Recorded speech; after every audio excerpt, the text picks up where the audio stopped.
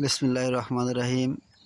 সবুজ Bangla YouTube channel থেকে আপনাদের স্বাগতম। এখন দেখাচ্ছি পারিবারিক পুষ্টি চাহিদা পূরণে আপনি একটু বাড়ির জমিতেই করে নিতে পারেন এইরকম সবজি বাগান।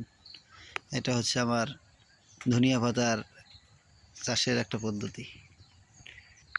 পাশে কলমি শাক, ওইখানে আবারও ধনিয়া পাতার নতুন করে আর একটা চাষ করছি।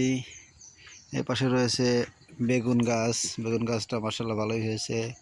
কয়েকটা বেগুন গাছ এর সামনে সবজি দিবে। বরবটি গাছ, এই দেখেন কি সুন্দর বরবটি গাছে ধরছে।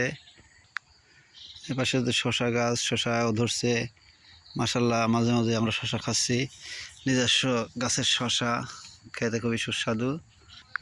তারপর টমেটো লাগিয়েছি, টমেটো গাছ সুস্থ বেড়ে উঠতেছে। কয়েকটা কফির চারা লাগিয়েছিলাম, সেগুলো আছে। পেঁয়াজ আছে, রসুন আছে, তারপরে আছে এখানে আলু লাগিয়ে দিছি। আলু হবে সামনে।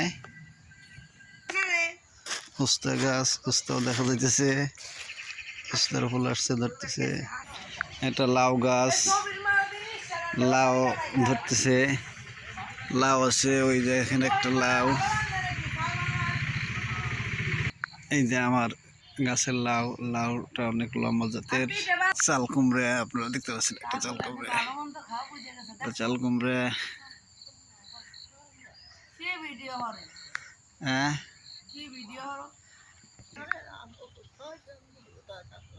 কুশর লাগাই দিছি আখ। তারপরে লাউ গাছ আবার নতুন করে,